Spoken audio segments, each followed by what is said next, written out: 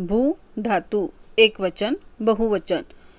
एकवचन पटम पुरुष भवति, बहुवचन भवन्ति। एकवचन मध्यम पुरुष भवसि, बहुवचन भवत। एकवचन उत्तम पुरुष भवामि, बहुवचन भवाम। अर्थ भू यानी होना। एकवचन भवति होता है, बहुवचन भवन्ति होते हैं। एकवचन भवसि होते हो, बहुवचन भवत होते हो।